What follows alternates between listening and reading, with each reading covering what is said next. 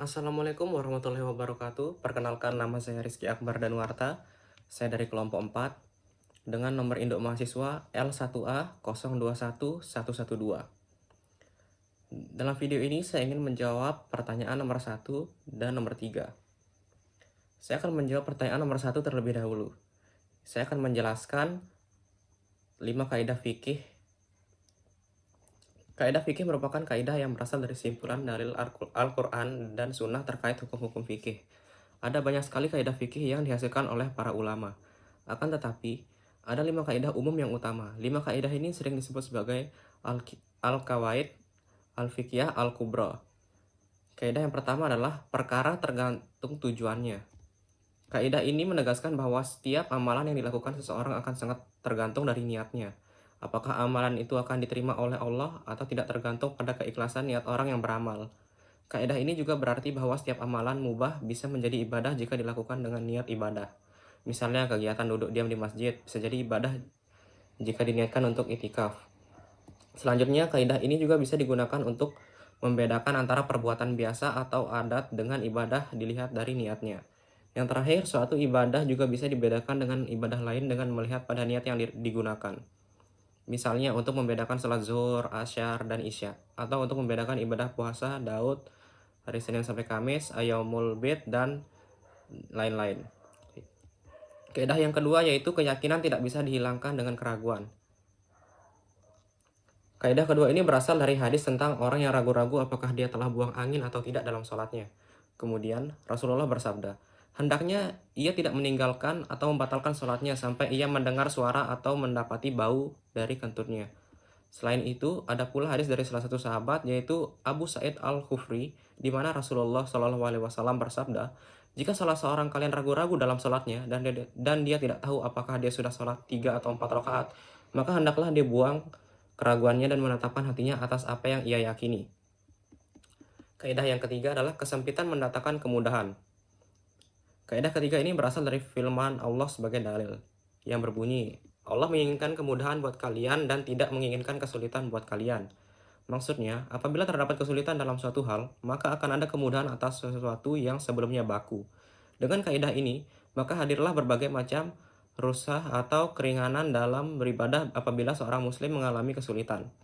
Misalnya saja keringanan sholat kasar dan tidak berpuasa pada orang yang berada dalam kondisi safar atau sedang melakukan perjalanan, atau keringanan kepada orang yang sedang sakit untuk melakukan sholat dalam posisi duduk atau berbaring, melakukan tayamum bagi orang yang sakit meskipun terdapat air, dan lain sebagainya. Kaidah yang keempat yaitu kemudaratan hendaknya dihilangkan. Kaidah ketiga ini hadir dari observasi ulama terhadap hadis Rasulullah yang mengatakan, janganlah memberikan mudarat kepada orang lain dan juga diri kalian sendiri. Dengan adanya dalil ini, maka seseorang diperbolehkan melakukan sesuatu yang sebelumnya dilarang untuk menghindari kemudaratan yang lebih besar. Misalnya, orang yang sedang berada dalam kelaparan yang sangat lapar, diizinkan makan makanan yang haram untuk menghilangkan rasa laparnya. Dengan syarat tidak ada makanan lain selain makanan haram tersebut, dan jika tidak dimakan, maka ia akan mati. Kondisi lainnya adalah ketika seseorang muslim dipaksa untuk mengucapkan kalimat kekafiran dengan ancaman yang nyata, maka muslim tersebut boleh mengucapkan kalimat tersebut dan tetap Islam selama di dalam hatinya dia tetap yakin pada ajaran Islam dan keimanannya tidak akan berubah. Kaidah yang terakhir yaitu yang kelima, adat atau kebiasaan bisa menjadi landasan hukum. Kaidah fikih ini berasal dari hadis Nabi Muhammad SAW yang menyebutkan, apa yang kaum muslimin menganggapnya baik, maka ia di sisi Allah juga akan baik. Islam sangat menghargai budaya atau adat yang dianggap baik. Termasuk di dalam kaidah fikih ini adalah penetapan masa haid, besaran nafkah, kualitas bahan makanan untuk kafarat, dan akad jual beli. Itulah 5 landasan umum atau kaidah fikih yang ada di dalam agama Islam. Masing-masing kaidah ini juga bisa digunakan sesuai dengan waktu dan kondisi yang sesuai. Dengan memahami kaidah fikih, akan ada banyak manfaat yang bisa didapatkan. Salah satunya adalah menjadi lebih mudah untuk menentukan hukum atau kebolehan suatu perkara. Mungkin itu tadi penjelasan dari nomor 1. Sekarang saya ingin menjawab pertanyaan nomor 3. Apa penyebab adanya perbedaan di dalam mazhab? Menurut Abu Aminah Bilal Philips, alasan utama adanya perbedaan dalam ketetapan hukum di kalangan imam mazhab meliputi yang pertama, interpretasi makna kata dan susunan gramatikal.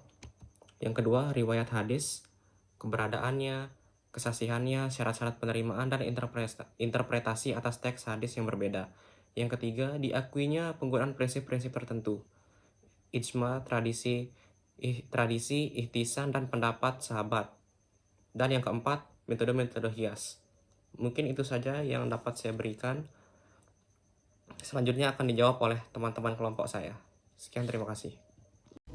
Assalamualaikum warahmatullahi wabarakatuh. Saya Nada Aulia dengan nomor mahasiswa L1A021103 akan menjelaskan maqasid syariah beserta bentuknya dan contohnya.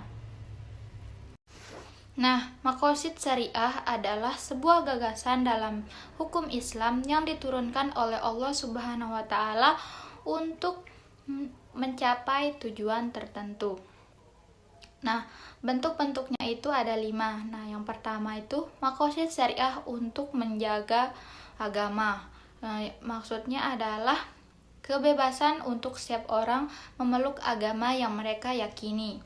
Nah, yang kedua tuh maqasid syariah untuk menjaga pikiran. Adalah kebebasan seseorang untuk berpendapat. Yang ketiga tuh maqasid syariah untuk menjaga jiwa. Maksudnya adalah tidak ada yang boleh menyakiti manusia yang satu dengan manusia yang lain.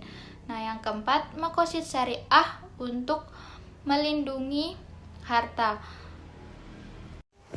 Maqasid syariah untuk menjaga harta adalah artinya adalah bahwa setiap orang berhak memiliki harta keyakinan. Nah, yang terakhir, maqasid syariah untuk melindungi keturunan.